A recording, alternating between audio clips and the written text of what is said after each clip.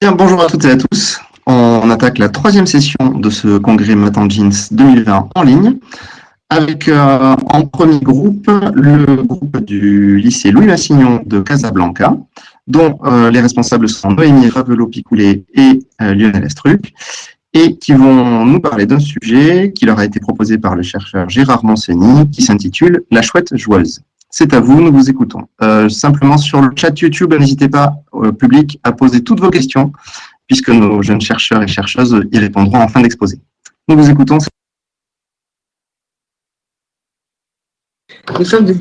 Bonjour à tous et à toutes. Nous sommes des élèves du lycée français international Louis Massignon et aujourd'hui nous allons vous présenter nos calculs et démarches sur le sujet de la chouette joueuse. Bonne présentation à tous et à toutes. Bonjour, je vais vous présenter le problème. Bienvenue dans la forêt mathématique. Aujourd'hui, notre amie la chouette veut jouer aux échecs. Et elle commence par poser une tour sur un échiquier 8 sur 8 vide. Et elle veut s'amuser à poser le plus de tours possible sans que les tours puissent se manger entre elles au premier tour. Donc, les questions sont: combien de tours la chouette peut-elle poser sur l'échiquier au maximum? Si elle change la tête de l'échiquier, qu'est-ce qui se passe? Et est-ce que le nombre de tours posés sur l'échiquier dépend des configurations? Et si la chouette avait fait la même chose avec des dames, des fous, des rois, des cavaliers ou des pions? Nos calculs et démarches. Nous avons tout d'abord commencé par tracer des échiquiers 8 x 8, 9 x 9 et 10 x 10. Puis, comme notre amie la chouette, nous avons placé toutes les sortes de pions et de pièces sur les échiquiers en changeant de taille et de configuration à chaque fois. Mais nous avons vu que ça nous prenait beaucoup trop de temps à chaque fois de devoir compter le nombre de pièces présentes sur chaque taille d'échiquier. Donc, nous avons imaginé des formules qui marcheraient sur chaque taille d'échiquier pour pouvoir trouver le nombre de pièces à coup sûr. Avant de commencer, nous allons vous rappeler quelques règles élémentaires liées au déplacement des différentes pièces. Pour le pion, ils avancent droit devant eux, ils ne reculent jamais. Ils avancent une case, sauf lors de leur premier tour, ils peuvent avancer de 2 cases. Ils mangent uniquement en diagonale.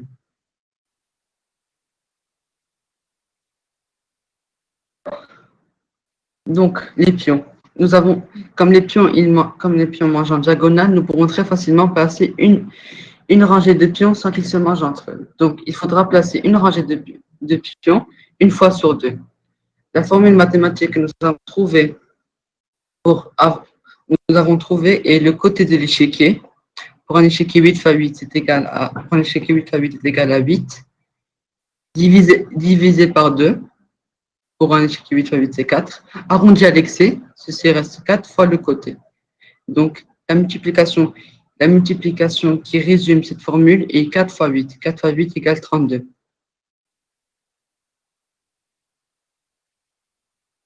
Pour mieux comprendre le déplacement, nous avons fabriqué un schéma. Donc, comme vous le voyez, les pions se déplacent en diagonale et mangent uniquement en diagonale. Ils se déplacent tout droit devant eux et ils mangent uniquement en diagonale. Pour les rois, ils se déplacent dans toutes les directions d'une seule case à la fois, par contre. Il doit y avoir au moins une case entre deux rois adverses.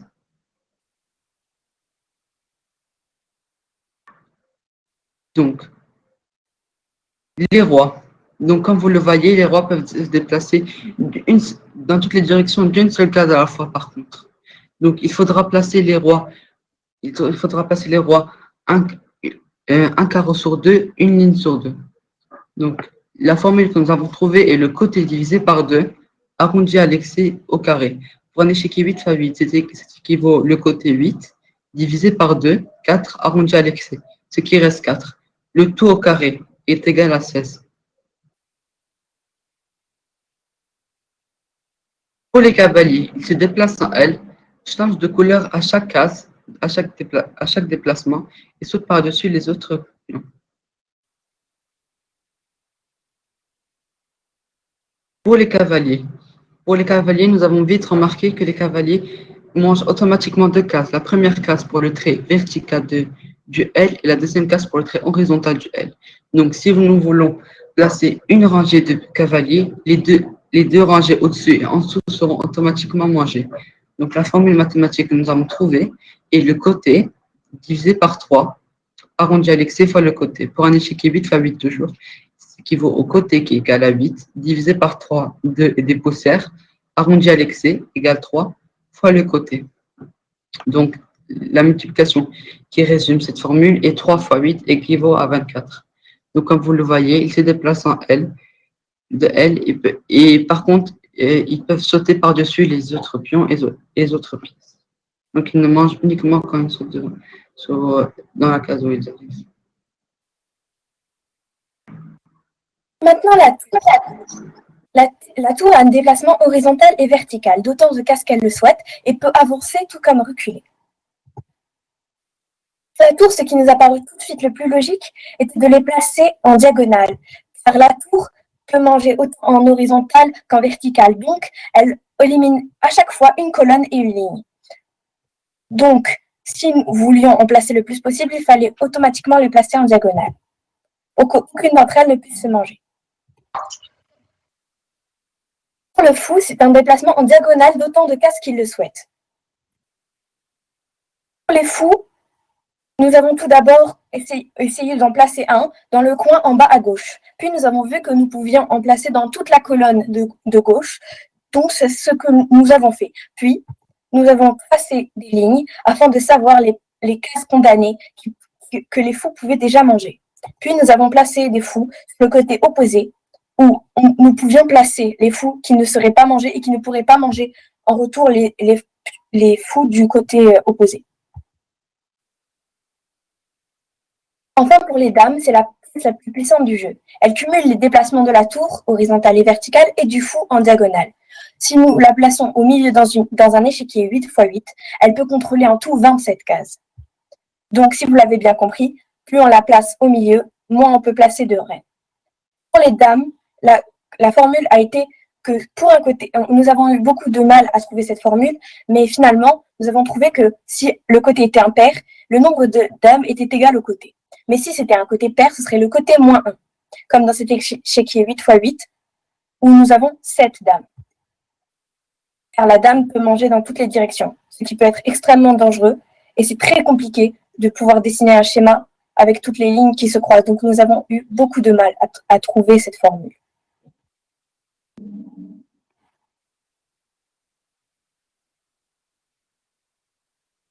Maintenant, je veux répondre aux questions 2 et 3, auxquelles nous n'avons pas répondu plus tôt.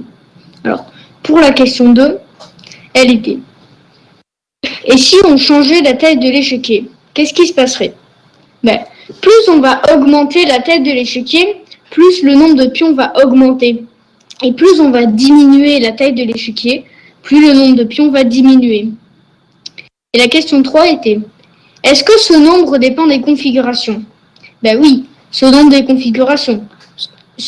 des configurations. Parce que comme dit à la réponse de la question 2, plus on augmente la taille de l'échiquier, plus le nombre de pions augmente, et plus on réduit la taille de l'échiquier, plus le nombre de pions réduit.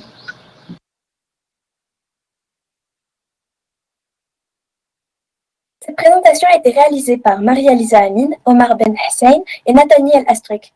Merci à tous d'avoir écouté. Avez-vous des questions?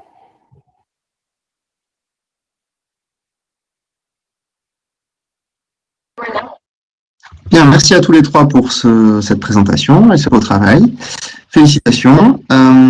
Donc, sur le chat YouTube, il y a des questions et d'ailleurs, j'invite le public à en poser davantage si vous en avez. Donc, je vous fais part des questions dans l'ordre dans lequel elles sont posées. Donc, on vous demande dans un premier temps, pour les cavaliers, est-ce qu'on peut faire mieux?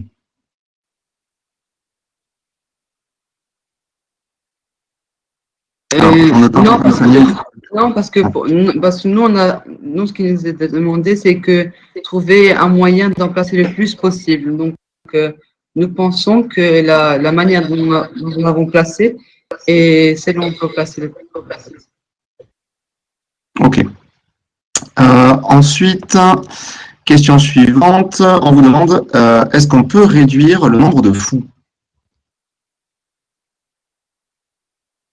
Bien sûr qu'on peut réduire le nombre de fous, mais justement, ce qu'on nous demandait, c'était d'en placer le maximum. Du coup, voilà.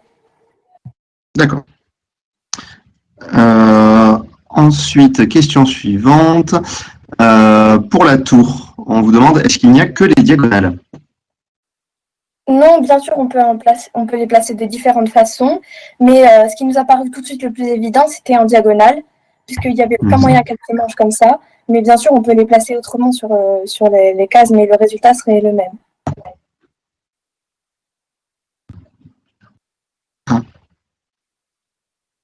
J'ai une déconnexion.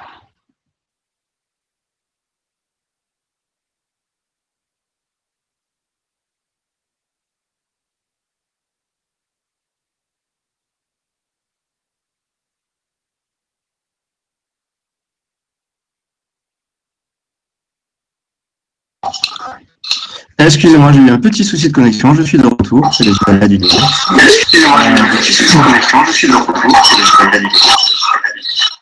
Alors, du coup, je reprends sur la question. Toutes mes excuses pour ce petit souci. On vous demande, de manière générale, comment, quand on a trouvé une configuration, peut-on être sûr qu'elle est optimale et qu'on ne peut pas faire mieux?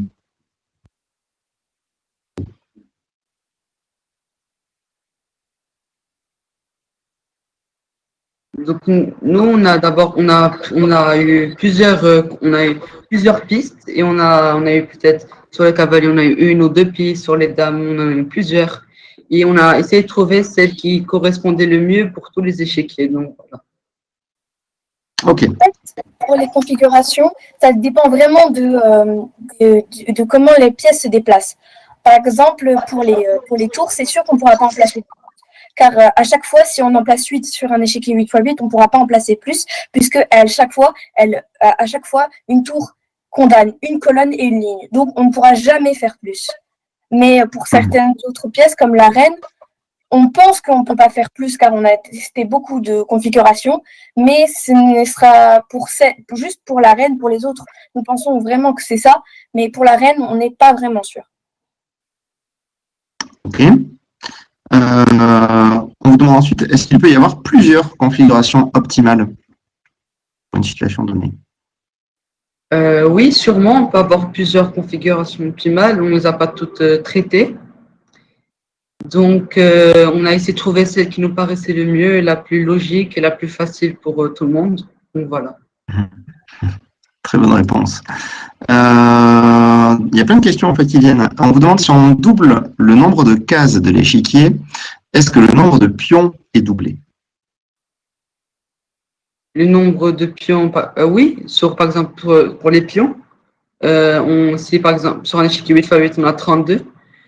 Non, on ne peut pas faire ça parce que ça dépend des colonnes, ça dépend des colonnes, combien on va en enlever en fait. En fait, le but de cette formule, c'est justement, quoi qu'on fasse, quoi que soit la taille de l'échiquier, on puisse toujours trouver le nombre de pions. Donc, même si c'est le double, il suffit juste d'appliquer la formule et on trouvera le nombre. Donc, franchement, il faut juste appliquer la formule normalement, c'est ça. D'accord.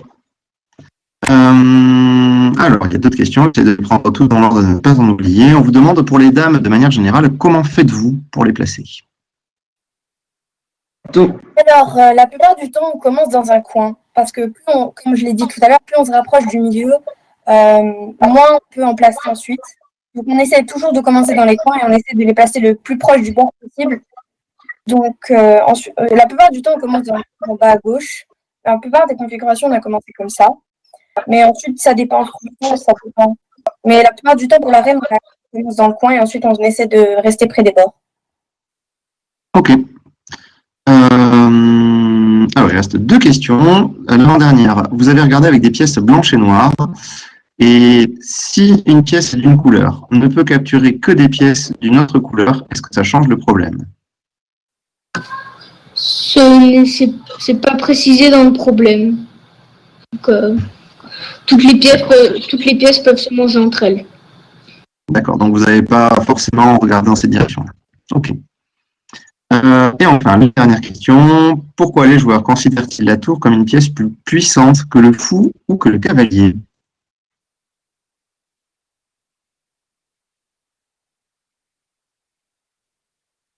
On n'a pas forcément dit que la tour était plus puissante que les autres. Mais en fait, le truc de la tour, c'est qu'elle peut changer de couleur, tout comme le cavalier, mais le cavalier, en fait, il a un déplacement restreint. Il ne peut pas vraiment aller sur la case où il veut. Il doit toujours essayer de trouver un moyen d'aller il doit d'abord aller par là, ensuite par là, pour pouvoir manger une certaine pièce qui, certainement, est juste devant lui. Pour le fou, c'est la même chose. Il ne pourra jamais changer de couleur de case. Il sera toujours dans, par exemple, si un fou commence en blanc, il finira toujours en blanc. Et un fou commençant en noir, il finira toujours en noir, sur une case noire. Alors que la tour, elle peut changer aisément et elle peut se déplacer comme elle le souhaite. C'est pour ça. Ok. Et alors, il y a une question bonus qui s'est rajoutée. Je ne sais pas si vous allez pouvoir y répondre. On vous demande si vous ferez le même exercice, si vous feriez, le même exercice avec les échecs chinois. Ouais. Alors, les échecs chinois, c'est des règles plutôt différentes que celles des échecs français. Donc, moi, je connais pas vraiment les échecs chinois, comment ça marche, comment les différentes pièces et comment les déplacements. Donc, si, peut-être, on aurait pu essayer. Si on avait les déplacements, etc., on aurait pu essayer. Ça marchait comme les échecs français. Si on connaissait les règles, on peut le faire. Ouais, on pourrait le faire. Voilà, j'en suis à votre niveau parce que je n'en sais pas plus que vous là-dessus. Ah, il y a encore une question. Allez, j'en profite parce qu'on a encore 2 minutes devant nous, donc je pose toutes les questions que le public donne. On vous demande, quand un cavalier est sur une case noire, il ne peut aller que sur des cases blanches. Est-ce qu'on ne peut pas exploiter ça pour en placer plus?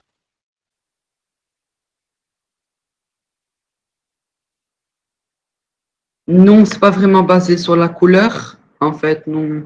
La couleur noir et blanc, on ne s'est pas vraiment basé sur ça. On s'est plutôt basé sur le positionnement des différentes pièces, comme ce positionnement, si on pouvait en poser, si on changeait le positionnement de la première pièce qu'on posait, si ça changerait le résultat final, et voilà.